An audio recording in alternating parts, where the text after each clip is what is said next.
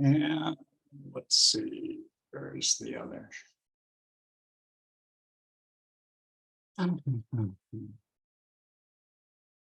Captions.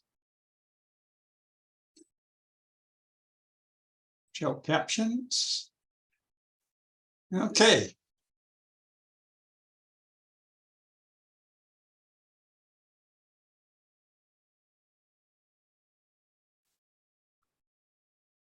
All righty, good. Hello, everybody. Welcome.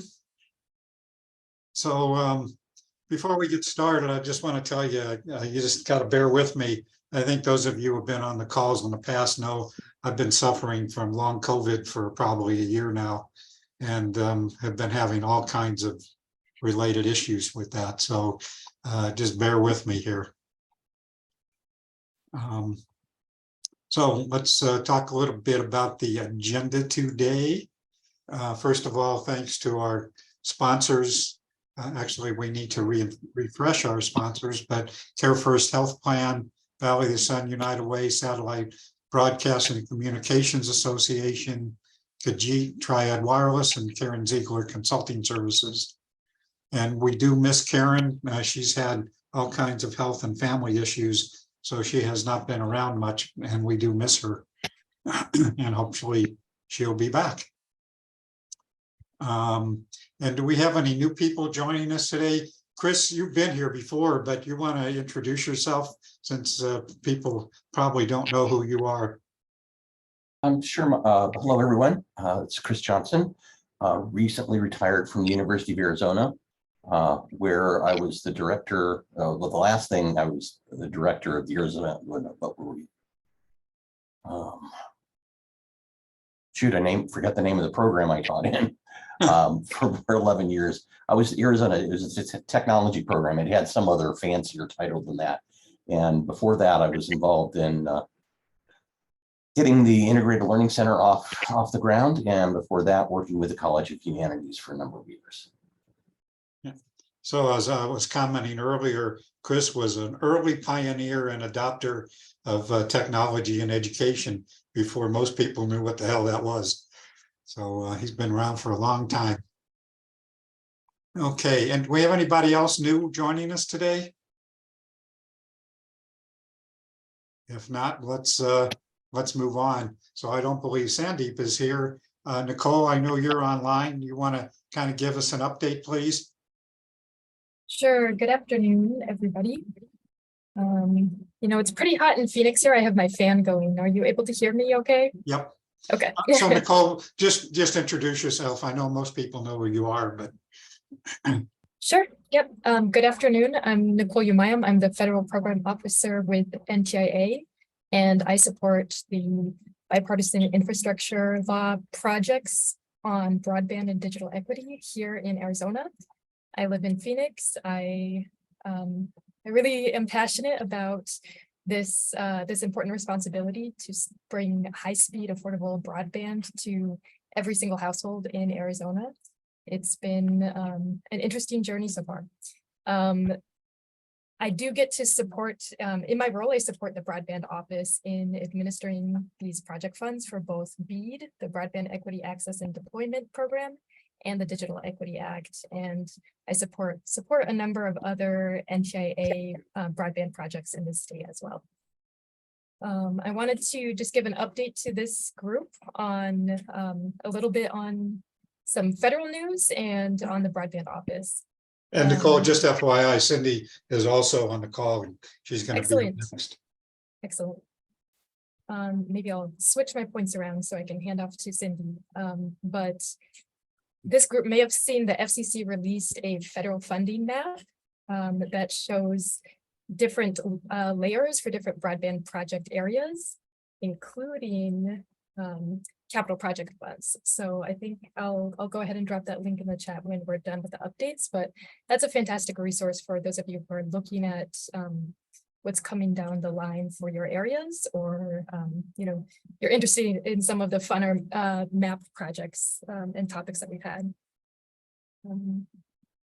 There's also a broader guide from NTIA on the Internet for All site that talks about different federal funding for both digital equity and broadband that municipalities are eligible for, as well as state entities.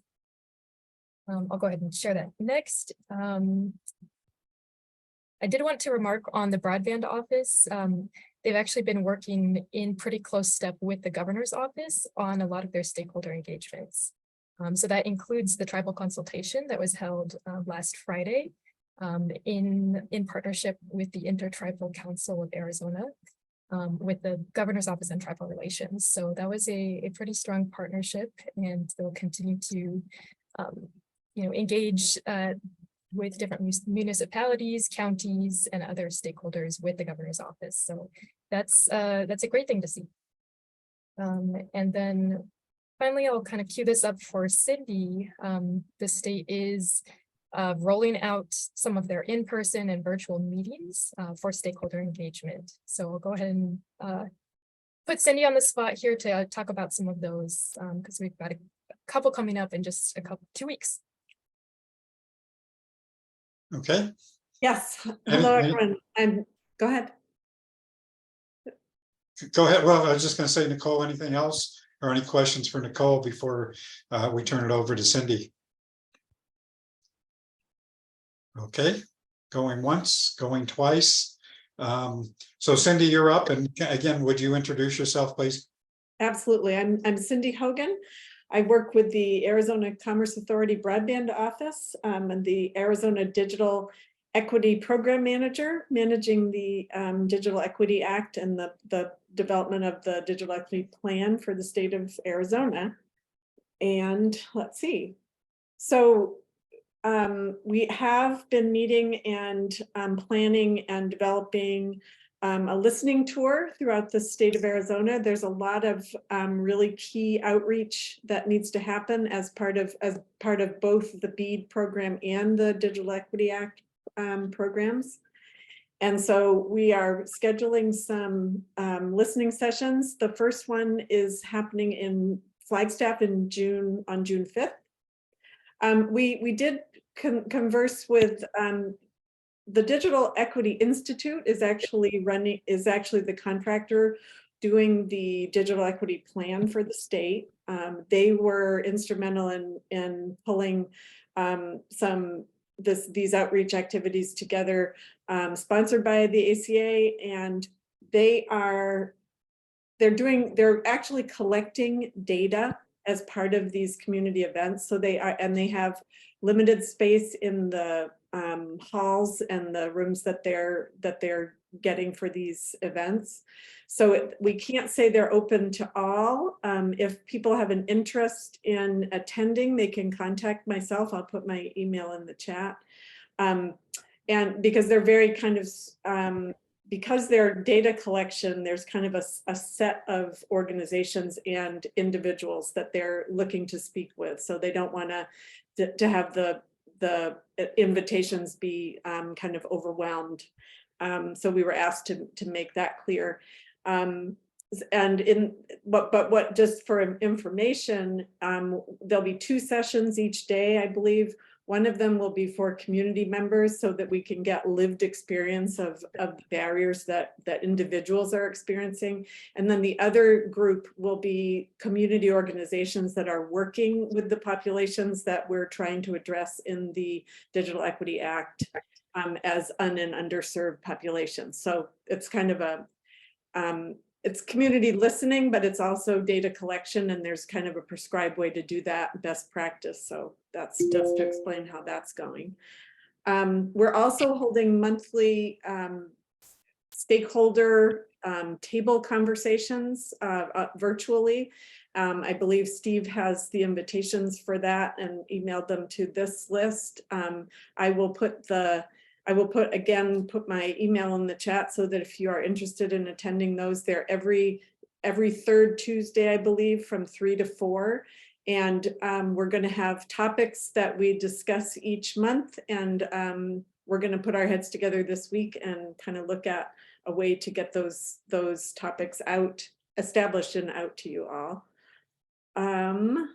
I was fortunate enough to be able to attend the tribal consult on Friday. It was a really good experience. I was really glad to see so many people there and hear the things that are going on tribal lands. They're doing some really innovative things that we wouldn't know about if we didn't have this outreach and engagement. So it's really, really critical. Just a note, I heard a gentleman speak from the Ak-Chin tribal community.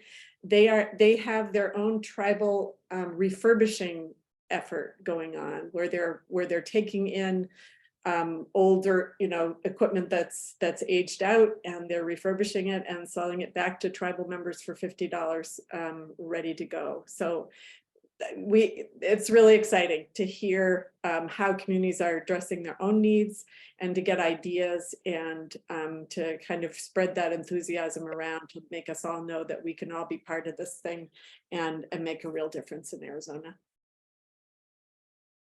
Cool. Yep. Exciting stuff. Hey, Very- Cindy. Yes, Rika. Cindy, for the February, where am I at? For the June Yeah. 5th, for the June 5th, can we send you organizations that we know of, or how do you want? That would be that? fine. Yeah, that would be fine. If you have an interest in attending, or if you think of an organization that you know close by that you think should be included, you can certainly contact me.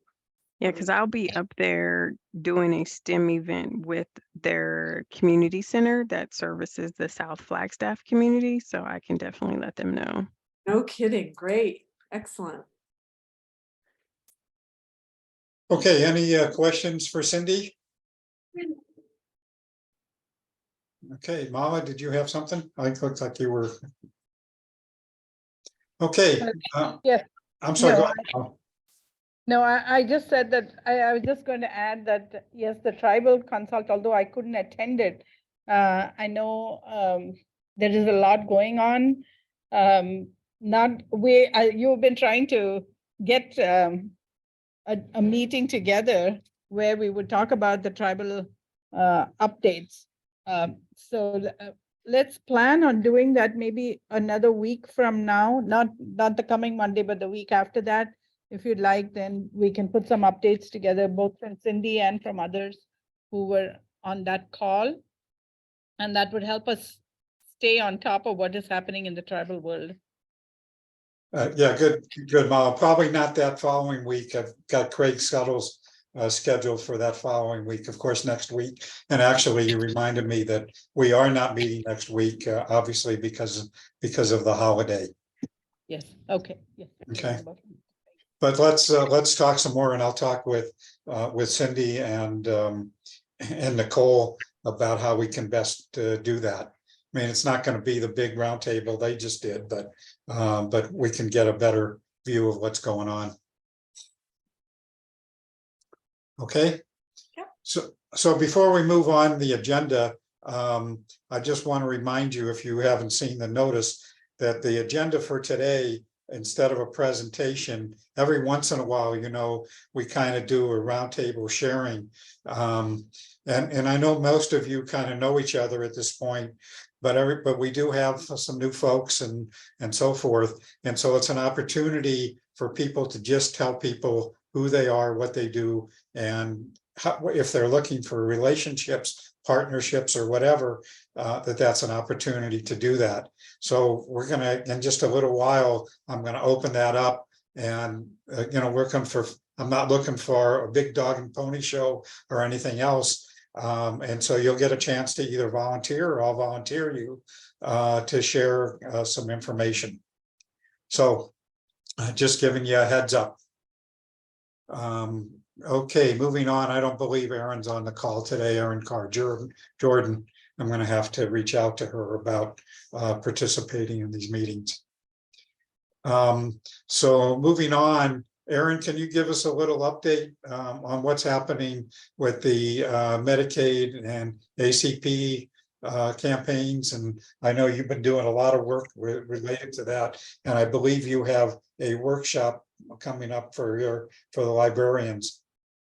Yes, that's correct. So first of all, I'll do the ACP bit because not much has changed. Libraries should be starting to receive print material directly from the FCC with local contact information. That was an exciting addition to the materials that they printed. That they can distribute directly in their spaces. And the local contact information will point people to the Connect Arizona digital navigators, as well as to the Digital Equity Institute's ACP navigators for help with that. And then back to the Medicaid. The change in Medicaid, of course, was at the beginning of April. The continuous enrollment process that was in place during the pandemic was no longer happening. And so basically what we're hoping to do next week, we have on the 30th, next week, Tuesday, we have a webinar. We're hosting Alan Jersevig from the Children's Action Alliance to kind of go over some of the changes and some resources for library staff. And so I can drop this information if anyone is interested and able to share it with their networks. We would greatly appreciate it. It is meant, we're saying it's for library staff, but really it's for anyone who's providing high level information to, potential customers or consumers who might be in a place where they've lost their benefits. And so it would be accessible for folks who are at, that high level information. Aaron, I did include the information about that in the Fantastic. notice of this meeting, and will again this week. Fantastic. Thank you so much for that. I do appreciate it. It's been shared through our newsletter as well. And I know, it's hard to think past a holiday. So you never know, folks might just join us randomly as well. But I joke, but there's so much going on and so many things. So it is difficult, but we do have a few folks registered already. So that's fantastic. And of course, our webinars are recorded and put up on the State Library's YouTube channel as well. So it'll be accessible after the fact as well. So if anyone has